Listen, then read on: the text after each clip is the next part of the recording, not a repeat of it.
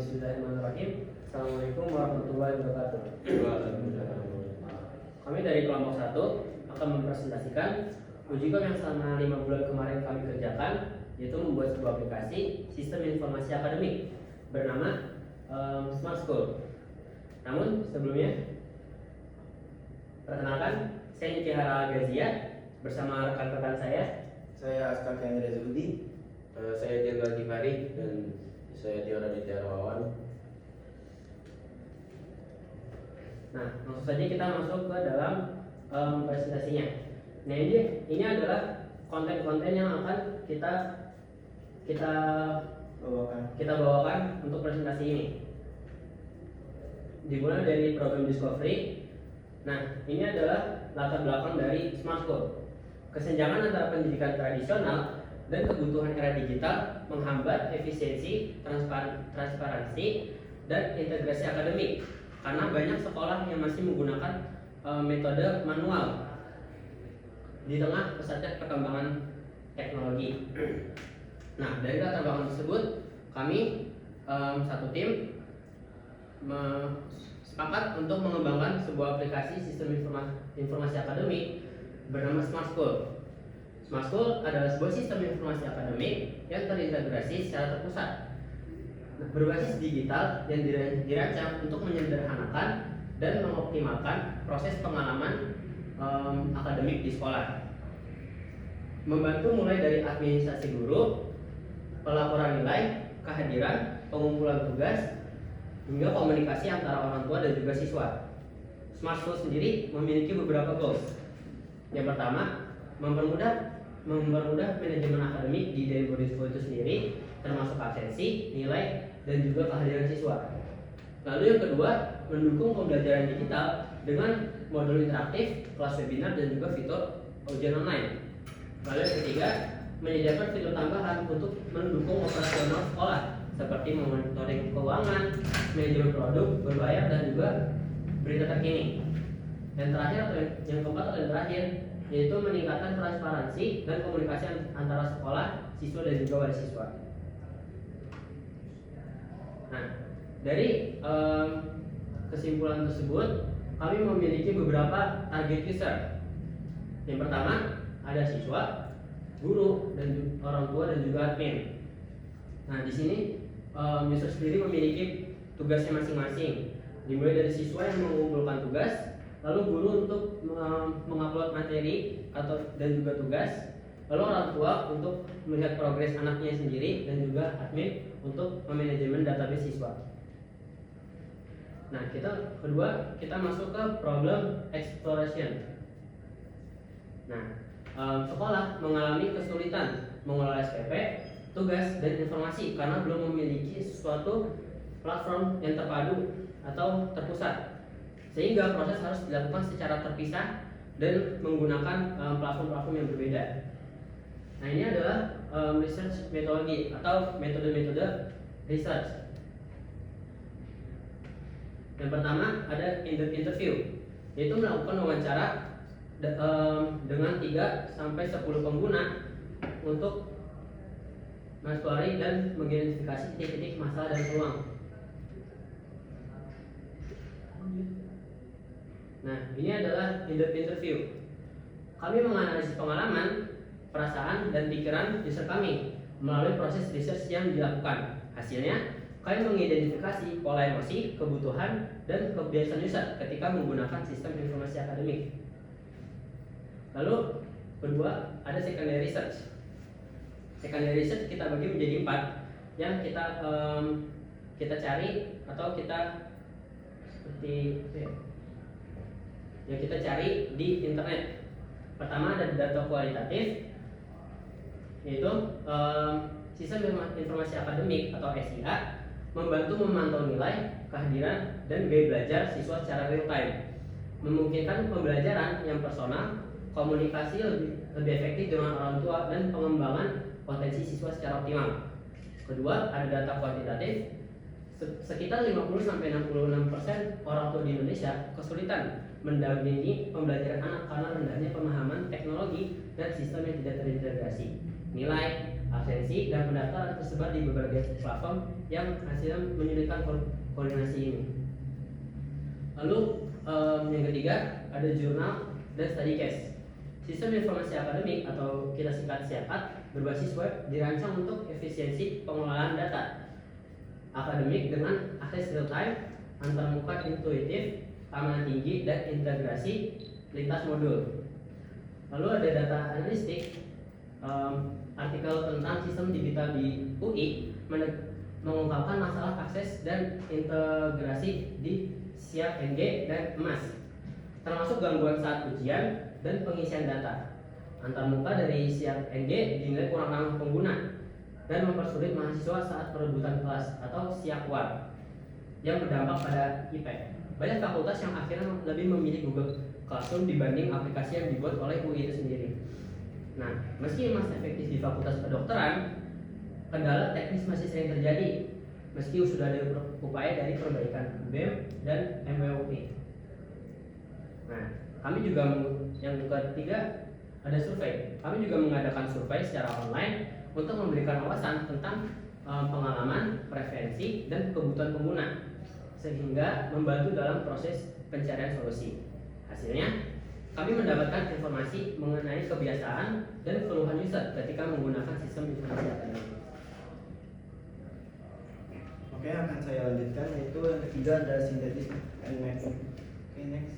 Nah, di sini kami membuat user persona yang dimana user persona ini akan memudahkan kita untuk melihat siapa user kita. Nah, di dalam persona ini terdapat behavior, need and goals, dan frustration ataupun keluhannya. Kemudian lanjut. Nah, dari persona itu kami membuatkan empathy map atau kita menganalisis dan mengetahui apa yang user katakan, pikirkan, dan dilakukan serta dirasakan. Misal di sini user sering kesulitan untuk memantau keterlambatan tugas. Kemudian dia berpikir apa yang akan bisa membantu dia untuk memantau siswa. Kemudian dia melakukan mengakses aplikasi saat malam hari. Kemudian dia kecewa karena tidak dapat memantau absensi dengan akurat. Oke, next. Nah, selanjutnya kami juga membuat journey map yang dimana kami bisa memahami user mulai dari ketika user menggunakan aplikasi, kemudian ketika dia berpikir, dan juga merasakan ketika dia menggunakan aplikasi. Oke, selanjutnya. Nah, berdasarkan riset yang kami lakukan di awal tadi, kami menggali masalah utama yang ada di antara mereka. Nah, timeline ini disusun bertujuan untuk memahami kebutuhan pengguna secara jelas dan juga membangun smart school sebagai solusi yang efisien. Misalnya di sini orang tua kesulitan untuk mendapat laporan tentang perkembangan anaknya dan juga kesulitan untuk memantau progres anak mereka. Oke, selanjutnya. Nah, lalu dari pain point yang kami sudah buatkan tadi, kami membaginya menjadi beberapa bagian yang pain point ini serupa. Misalnya di sini ada manajemen guru dan sistem keuangan dan keamanan. Oke, next.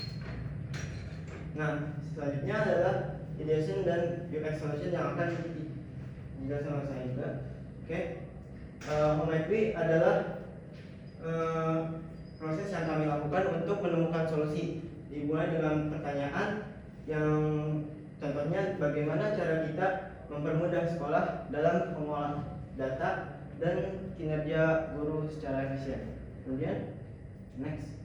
Nah, kami mengkonklusikan semua hal tadi menjadi satu, yaitu bagaimana cara kita menciptakan ekosistem digital yang terintegrasi, aman, dan efisien untuk mendukung aktivitas di sekolah. Oke, lanjut. Nah, maka setiap individu dari kami setidaknya membuat satu solusi untuk setiap pertanyaan HMW, sehingga kami bisa mengumpulkan solusi yang dapat membuat guru, siswa, dan orang tua mudah. Oke, next. Nah, setelah itu semua solusi tadi dibagi menjadi 4 bagian. yaitu disebut dengan impact effort matrix atau prioritization idea. Yang pertama di sini akan dibuat terlebih dahulu solusinya, kemudian akan dibuat selanjutnya dan kemudian. Oke. Lanjut. Nah, ini adalah fitur-fitur unggulan kami yang dimana ini membantu siswa dan juga user lainnya ketika menggunakan aplikasi ini. Yang pertama sudah ada attendance, yang dimana attendance ini sangatlah penting karena siswa, guru maupun staff itu perlu untuk absensi sehingga mereka bisa mendapatkan rapot ataupun gaji.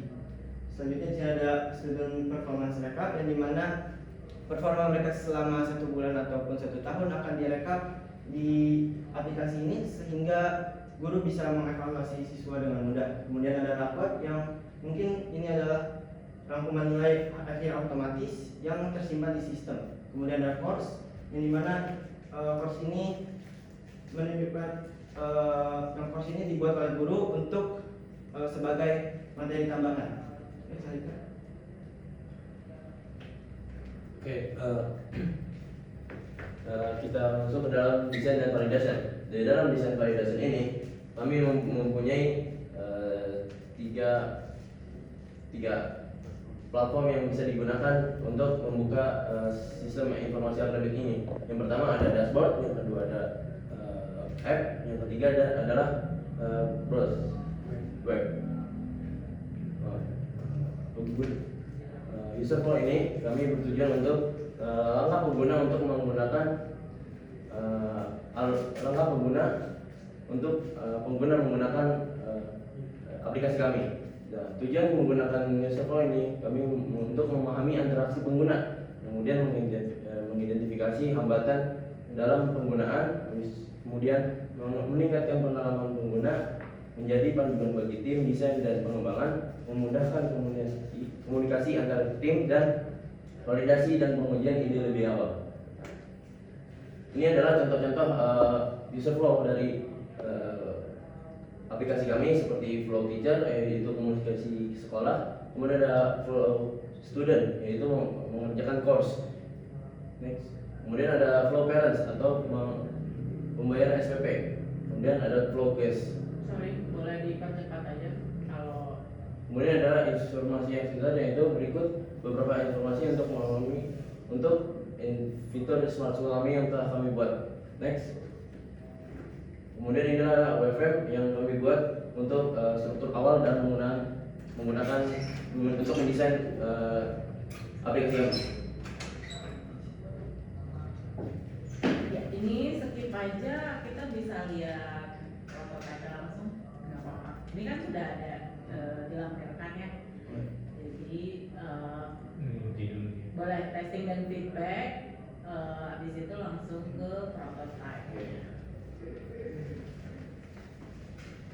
Oke. Setelah tahap sebelumnya kita sudah lakukan, sekarang yang tahap terakhir yaitu validasi. Jadi kami menganalisa pengalaman, perasaan dan pikiran besar kami melalui proses riset yang sudah dilakukan. Oke. Dan ini adalah beberapa dokumentasi pas saat kita melakukan testing kepada user kita. Dan setelah itu, apakah platform kami telah memenuhi syarat user friendly, standar user friendly? Oke. Pertama dari SQ atau single execution, kita sudah mendapatkan skor 7 dengan 35 suara dan skor 6 21 suara, dan yang sudah kita rumuskan dan menjadi skor 93,33% dan nyatakan sukses. Dan lanjut ke sistem usability scale. Dan sini kita juga sudah menotali semuanya, dan hasilnya ada 78,5 dan dinyatakan acceptable atau aplikasi ini sudah layak digunakan. Oke, di sini terjadi. Berdasarkan wawancara dan juga riset yang bisa jadi testing yang kami lakukan, kami juga memastikan desain kita user friendly dan kita mendesain ulang desain kita. Di sini contohnya kelas analitik, yang dimana kelas analitik ini serupa dengan rapot. Jadi kami mengubah bagian tertentu di sini menjadi lebih relevan. Kemudian next, ini sebenarnya raport. seperti yang saya bilang tadi, ini serupa dengan kelas analitik, tetapi sebenarnya ini berbeda. Jadi sesuai feedback dari user, seharusnya rapot ini lebih ditujukan untuk melihat data siswa lebih spesifik. Nah, jadi kita langsung membuat student list untuk rapot. Nah, kami juga mendapatkan impact dan benefit, dan juga kami juga akan membuat fitur yang akan kami kembangkan selanjutnya. Misalnya di sini satu adalah one-on-one mentoring session, di mana ini bisa membantu siswa untuk mentoring secara langsung dan mendapatkan feedback dari gurunya. Kemudian di sini ada CCTV access untuk monitoring siswa, di mana ini akan kita pertimbangkan lebih lanjut, tapi ini berdasarkan masukan dari orang tua. Oke, ya. Dan ini juga kami mendapatkan wawasan dan juga apa yang kita pelajari dari selama 5 bulan ini. Oke, kami akan lanjutkan ke prototype.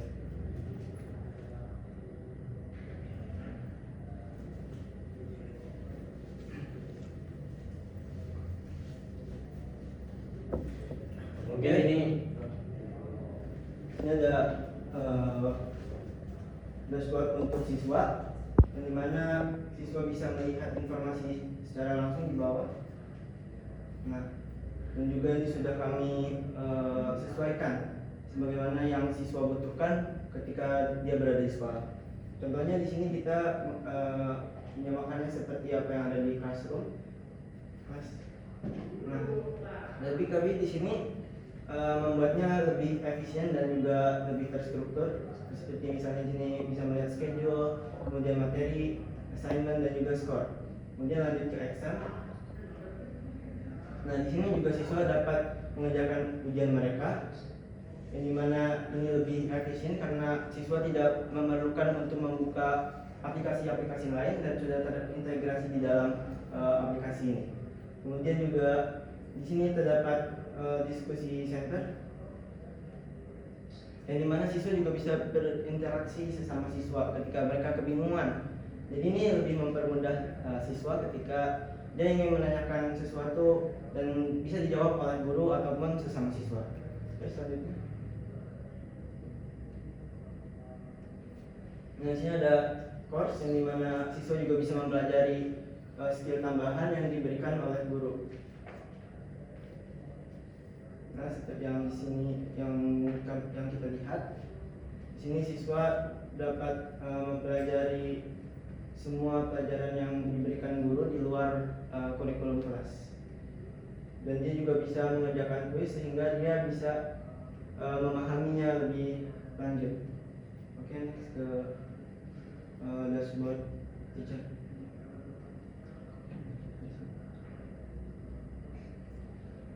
Ini aja.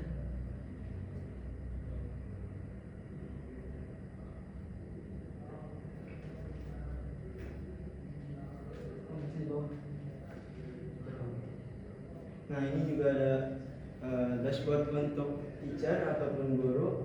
Yang di sini juga kita menyesuaikan dengan kebutuhan guru. Di sini guru bisa melihat performa murid. Selanjutnya di sini juga guru juga bisa melihat attendance siswa dan mengontrol semua absensi siswa. Nah, sini juga ada raport, yang dimana seperti yang saya bilang tadi, raport ini dapat melihat perkembangan siswa ataupun ringkasan siswa selama setahun atau 1 semester dia belajar. Kemudian di sini juga ada kalender yang dimana guru bisa melihat atau jadwal selama sebulan ataupun seminggu.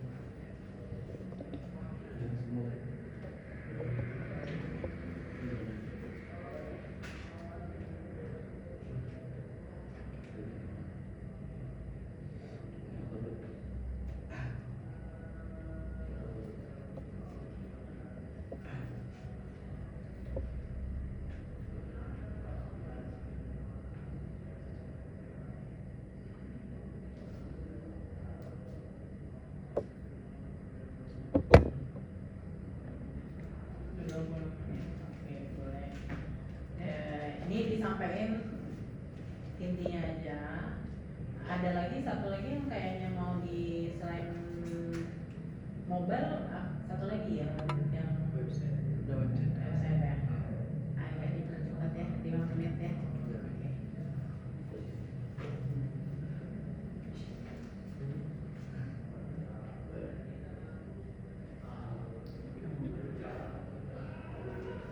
Oke. Oke, selanjutnya kita langsung masuk ke mobile. Sebelum kita masuk, kita melalui onboarding terlebih dahulu, lalu mendaftarkan akun di sini seperti biasa. Dan jika wali siswa, dia bisa memasukkan NIK anaknya, tetapi jika mereka bukan wali siswa dari santrinya, maka bisa melewati NIK-nya. Oke, ini memasukkan OTP terlebih dahulu.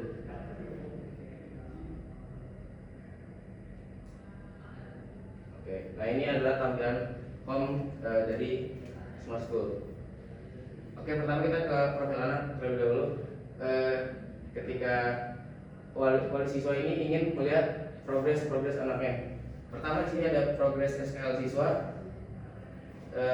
Bisa cek. Nah, di sini orang tua dari siswa bisa mengecek mata pelajaran apa yang telah dikerjakan oleh siswanya. Nah, ini contohnya UI homepage di icon itu adalah project-project yang harus dikerjakan oleh siswanya. Dan ini yang belum kelar dan ada yang sudah diselesaikan. Oke, next. Data absensi bulanan. Oke, ini untuk data absensi bulanan siswanya. Seperti clock in jam berapa, clock out jam berapa. Dan di sini terdapat beberapa absensi bulanan. Oke, next. Di sini terdapat rapor. Dan di bawahnya ada absensi ekstrakurikuler. Jadi setiap siswa yang mengikuti ekstrakurikuler akan mendapatkan absensi. Jadi setiap kita mengikuti satu ekstrakurikuler, maka akan dihitung hadir pada absensinya. Oke, next, di sini ada ide play ikuti. Coba klik selesai. Nah, jadi ini kita wali siswa bisa mengecek event-event apa saja yang telah diikuti oleh anaknya. Contoh kita cek yang di marketing. Nah, di sini kita mau ada artikelnya, lalu ada dokumentasi. Oke, next ke bagian BRCP. Oke, ini jadi sistem untuk BRCP untuk lebih mudah. Jadi tidak perlu menggunakan aplikasi lainnya, langsung saja bisa menggunakan satu aplikasi. Dan di sini terlihat mana yang belum lunas dan mana yang sudah lunas. Nah, ini. Nah, ini yang sudah lunas. Dan untuk pembayaran, coba pemilih. Nah, ini untuk hasil pembayarannya, nanti muncul notifikasi dari aplikasi Smart School di notification berry. Lalu jika sudah membayar, maka akan keluar bill seperti ini. Oke, next di PPDB. Di PPDB ini terdapat 4 fitur, yaitu tentang sekolah, program jurusan SMK, program kegiatan, dan registrasi PPDB. Mungkin coba kita cek tentang sekolah. Dan di sini di fitur ini akan menjelaskan info-info tentang IDN sendiri atau info tentang sekolah sendiri. Oke, next. Yang kedua, jurusan SMK. Nah, ini di fitur ini dijelaskan program-program untuk SMK seperti programmer, designer, dan network engineer. Next. Dan di program kegiatan ini adalah beberapa program kegiatan dari sekolah. Next. Nah, ini untuk registrasi PPDB adalah ketika wali siswa atau tamu ini ingin mendaftarkan anaknya ke sekolah ya. Oke, coba kita cek kita dulu. Nah, ntar bakal jelaskan program SMP, program SMK, dan lain-lain. Lalu ini daftar dan dijelaskan beberapa. Lalu jika ingin mengisi formulir untuk mendaftarkan anaknya bisa klik isi formulir. Oke, next. Nah, ini bisa memasukkan ijazah, rapor, akta kelahiran, dan kartu keluarga. Itu kan satu aplikasi. Dan langsung membayar sekarang.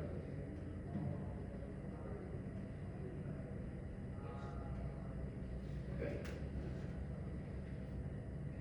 Nah, ini dia. Oke, next. Di sini ada course dialog bebas.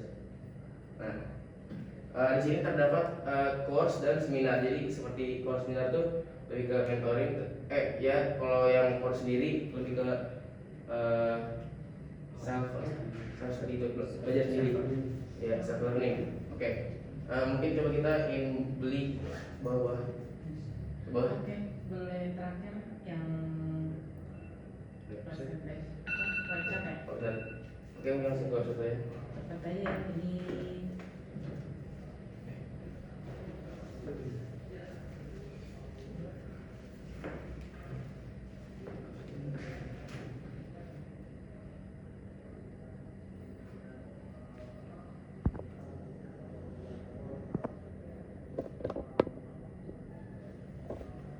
nggak usah satu-satu dijelasinnya, nanti di scroll down aja, ceritain aja ini untuk siapa sih, untuk apa sih website ini ada.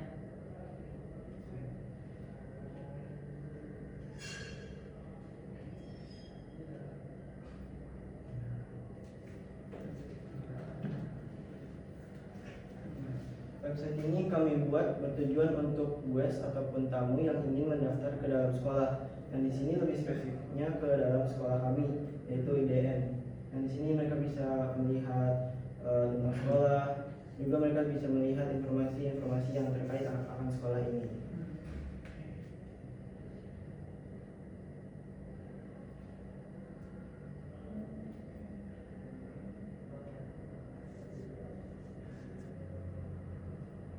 Oke, ini ya landing page-nya ya. Udah sih kalau dari aku cukup ya. Mungkin kita bisa langsung ke tanya jawab berarti ya. Oke, dari aku dulu deh. Jadi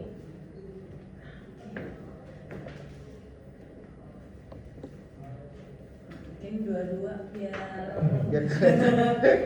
biar cakep nih di rekamannya. Oke, mungkin mulai ke halaman pertama. Di halaman kalian menyebutkan terkait metode research. Jadi aku akan lebih ke terkait researchnya, nanti untuk lebih lanjut ya bisa dari kalian dia. Nah, oke. Sebelum lagi tentang metode sebelumnya. Ini dia. Nah, jadi sebenarnya ini terkait research metodologi. Sebenarnya ini luar biasa ketika hal ini kalian sudah lakukan di bangku SMK. Karena jujur aja metodologi riset ini sebenarnya pemahaman udah tingkat perguruan tinggi ya. Karena aku pun baru dapat terkait ini pun ketika di bangku kuliah. Nah, lanjut lagi. Jadi sebenarnya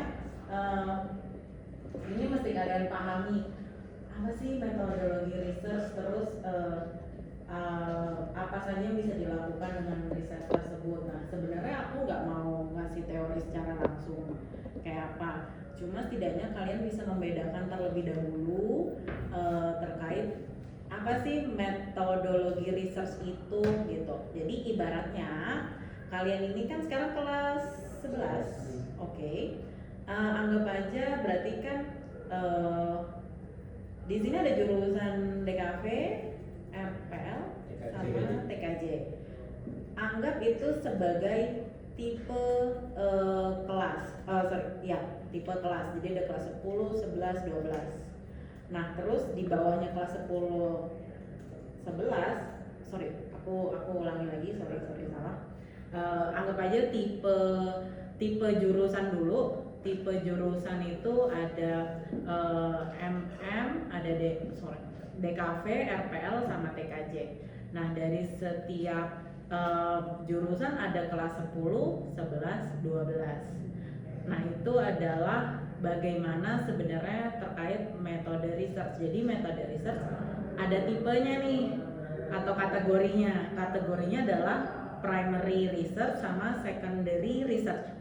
Primary research intinya adalah riset yang dilakukan langsung di lapangan. Kalau kalian pernah melihat ada petugas yang datang ke rumah kalian atau yang mungkin pernah datang ke sini untuk ngecek data, itu mereka melakukan research primer atau primary research. Oke. Terus kalau yang dilakukan jarak jauh online kalian ngambil datanya dari Google, kalian nggak melakukan langsung, tapi kalian ngambil data orang lain yang udah melakukan riset, itu namanya secondary research. Nah itu anggap aja ini kepalanya nih, primary dan secondary. Nah baik itu primary sama secondary, baru turunannya metodenya macam-macam. Ada yang kalau dari primary research itu misalkan survei, kalian kan kalau nggak salah membuat sebuah Google Form gitu ya. Nah tapi kalau primary research misalkan kalian benchmark tuh membandingkan kalian dapat datanya dari internet terus kalian olah gitu. Jadi turunannya banyak lagi macam-macamnya. Jadi setidaknya yang ada di sini ini bisa diluruskan, karena di sini aku melihat kalian menyampaikan metodologi research itu masih nyampur-nyampur nih gitu. Jadi kayak misalkan in-depth interview itu masuknya sebagai primary research gitu. Jadi mungkin nanti kedepannya bisa lebih paham lagi apa sih yang ngebedain riset primer atau primary research sama secondary research itu. Nah terus habis itu perlu dipastikan lagi sebenarnya terkait research ya, boleh maju lagi yang ngebahas tentang UI. Nah oke, sampai di sini. Nah ini nyebutnya bukan SIAK NG tapi SIAKang. Jadi SIAKang ini menjadi suatu sistem akademik gitu ya. Jadi setiap perguruan tinggi itu punya penyebutan beda-beda terhadap sistem akademiknya gitu, macam-macam lah. Nah kalau UI itu nyebutnya SIAKang. Nah memang di sini perlu kalian ketahui, kalian kan saat ini masih di bangku sekolah nih. Kalau di sini sistemnya apakah moving class, dalam arti kalian ke ruang gurunya nyamperin, atau kalian duduk di sini gurunya nyamperin? Di sini gurunya nyamperin. Oke. Nah, kenapa sih di SIAKang itu ada terkait tentang informasi tentang pengaturan akademik dan lain sebagainya. Jadi kalau di perkuliahan sebenarnya ada beberapa sekolah SMK atau SMA saat ini pun sudah menerapkan moving class seperti di kampus. Nah sistemnya itu biasanya punya keterbatasan untuk satu dosen tuh punya berapa mahasiswa. Jadi makanya kenapa ada SIAKWAR ini. Aku sebenarnya di sini mau menyampaikan bahwa aku memahami bahwa apa yang kalian coba lakukan itu sebatas bagaimana kalian paham tentang informasi akademik, karena informasi akademik itu sangat banyak banget dan itu rumit sekali. Nah apalagi kalau kalian saat ini menjalaninya bukan moving class, jadi kayak belum kebayang gitu loh. Kenapa ya kalau di itu ada SIAKWAR? Jadi biasanya itu mereka akan memilih dosen yang gampang ngasih nilai, atau misalkan dosen yang memang kalau dari berdasarkan kakak kelas dan lain sebagainya dinilainya bahwa dosen ini ngajarnya enak dan lain sebagainya. Jadi punya berbagai macam alasan. Jadi sebenarnya apa yang mau aku sampaikan di sini adalah ketika mencari suatu informasi, pastikan bahwa informasi tersebut kalian mampu mengolah dan mengerti. Terus setelah itu, jadi kalau ada hal, aduh kayaknya ini di luar kemampuan saya untuk mengerti, boleh tanya ke orang yang lebih senior atau nggak usah aja, karena itu nanti akan lebih bahaya ketika kalian diminta pertanggungjawaban sama data itu gitu. Jadi dan aku rasa karena ini sistem informasi sekolah, bagus mencari informasi untuk sampai levelnya ke perguruan tinggi, tapi antar perguruan tinggi dengan sekolah itu memiliki perbedaan dalam mengolah administrasi akademiknya gitu. Jadi kurang lebih balik lagi, kalau poinku adalah tadi terkait meluruskan tentang tipe research dan metodenya apa. Terus yang kedua terkait data yang kalian coba gali, pastikan gali sebatas apa kalian mampu, karena kalian saat ini masih di bangku sekolah, cari aja level sekolah gitu. Karena tadi kan goals utamanya adalah banyak sekolah yang masih manual. Nah kalau sebenarnya kayak gue itu sebenarnya udah nggak manual, cuma jadinya nggak masuk nih kalau kalian mencari data yang sebenarnya udah digitalisasi gitu. Jadi cari aja mungkin data yang memang masih banyak sekolah yang belum implementasi informasi akademik, sistem informasi akademik secara digital. Itu contoh. Nah mungkin itu ya kalau dari aku, karena ini lumayan banyak banget, cuma mungkin untuk selanjutnya bisa dari Kak Dendi untuk kasih feedback. Silakan, Kak. Oke, thank you Kak Tika. Ya kalau dari aku mungkin nambahin ya. Jadi yang dibahas Kak Tika itu sebetulnya fundamental, jadi dasar banget dimana output yang kalian kerjakan itu sebetulnya bisa dilihat cukup dari sini, gitu, dari kalian mulai meriset. Jadi sangat-sangat penting banget ya buat teman-teman itu lebih tajam di bagian riset. Nah, tapi katakanlah asumsikan kita ini oke lah ya untuk risetnya, terus juga sampai ke tahapan outputnya ya. Nah, aku agak sedikit berbeda nih ya keluar dari pemahaman risetnya. Aku lebih ke overall dulu. Jadi mulai dari personanya ya.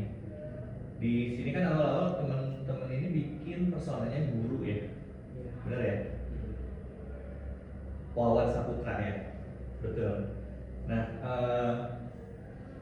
kalau mau komentarin slide-nya, yang pasti Pak Wawan kayaknya fotonya nggak gitu banget ya. Jadi kayaknya harus lebih sesuai. Kenapa? Karena aku juga melihat tadi yang kelompok sebelumnya, misalnya personanya itu fotonya hanya sekedar foto gitu. Tapi sebetulnya fotonya itu cukup berpengaruh kayak gitu. Jadi bisa disesuaikan. Terus juga ini diingetin ya persona ya, personanya adalah guru ya. Nah, ini ada kaitannya dengan hasil yang teman-teman buat sampai ke tahapan akhir solusinya, dimana pas di akhir adalah teman-teman membuat dashboard untuk murid ya. Terus yang kedua mobile untuk wali siswa ya, bener ya? Terus juga online course untuk siapa? Wali.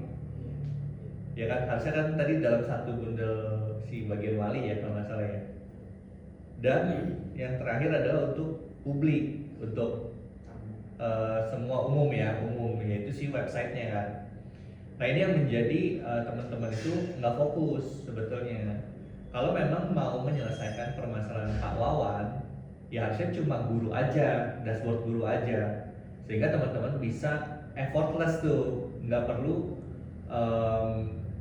ngedevelop semuanya gitu.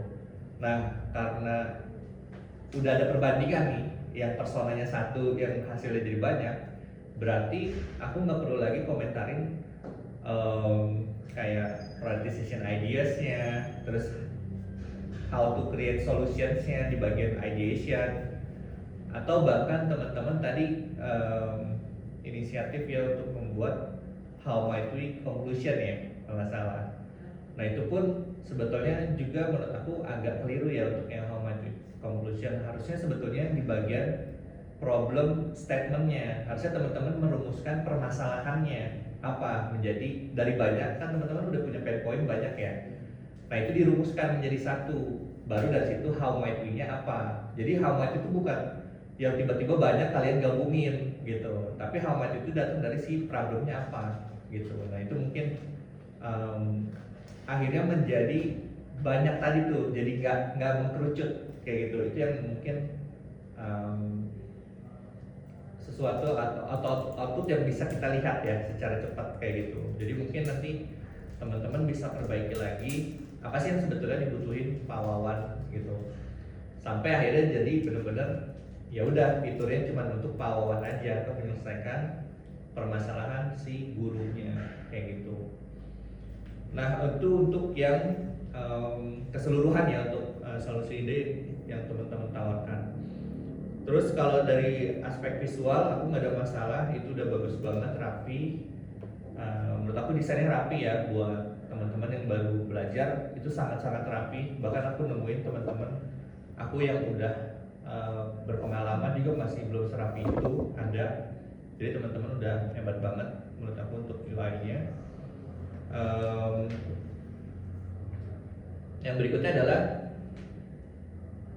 deliverable-nya. Jadi teman-teman ketika pitching itu selalu memikirkan bentuk deliverable-nya. Ada bentuknya dokumen. Nah itu mungkin teman-teman bisa lebih kompleks kalau dokumen. Mungkin teman-teman bukan dribble ya, itu case study. Urutannya dokumen kan, documentation kan. Dia mungkin akan lebih detail. Tapi teman-teman saat ini pitching itu live berarti dengan waktu yang terbatas gitu. Jadi teman-teman nggak bisa lagi menyampaikan teori-teori di sini, nggak perlu, langsung aja apa hasil dari teori yang kamu lakukan. Misalkan tadi teman-teman menyebutkan ini research method yang kita lakukan gitu. Nah itu kan cukup banyak tuh. Akhirnya ketahuan sama Katika nih, bener nggak sih kalian melakukan ini gitu kan? Pas dicek ternyata enggak kan, nggak sesuai. Nah itu lebih baik kalau misalkan memang gue nggak ngelakuin analitik nih, ya udahlah tulis yang seadanya aja yang mau kita lakukan gitu, nggak perlu sampai mention kita doing research, secondary research, jurnal, study case dan lain-lain. Itu nggak perlu, langsung aja conclusion dari riset yang dilakukan apa hasilnya, terus apa dampaknya ke nanti kita membuat sebuah solusi kayak gitu. Jadi ada kaitannya, itu yang paling penting sih kayak gitu. Jadi teman-teman membuat slide-nya lebih ringkas. Jangan baca ya. Tadi aku siapa? Kak siapa? Iya. Jangan baca. Kalian ketika bikin slide, biarin slide itu aku yang baca. Kalian menyampaikan sesuatu yang belum clear dalam slide kayak gitu. Jadi nggak perlu baca lagi ya. Nah itu sih paling yang bisa aku nilai ya secara keseluruhan. Ada lagi dari Katika? Cukup. Dari aku juga cukup mas. Oke, terima kasih dari kelompok apa namanya? Smart School. Smart School. Oke, makasih sudah sejauh ini membuat karyanya dengan sangat baik ya. Terutama kita lumayan impress sama desainnya. Karena ya, aku setuju kalau tadi kalian ini mention tentang desainnya yang rapi dan lain sebagainya, karena balik lagi kita yang profesional aja tuh karena mungkin udah banyak hal yang harus dipikirkan ya, jadinya ketika ngebuat desain seperti yang kalian lakukan itu akan lama banget karena banyak yang kayak kalau ini nggak dibuat ini nanti kayak gimana, jadi banyak hal. Tapi bukan berarti ini menjadi sesuatu yang kayak kita melihat bahwa oh ternyata anak-anak yang lebih muda dari kita justru kalau secara desain malah lebih kreatif gitu. Jadi itu cuma memang kalau secara dasarnya mungkin diperdalami lagi teori-teorinya, itu aku rasa penting ya, walaupun secara aktualnya kadang prakteknya nggak sesuai sama teori, tapi itu pun seenggaknya kalian tahu aja gitu. Oke, terima kasih dari kelompok Smart School. Thank you.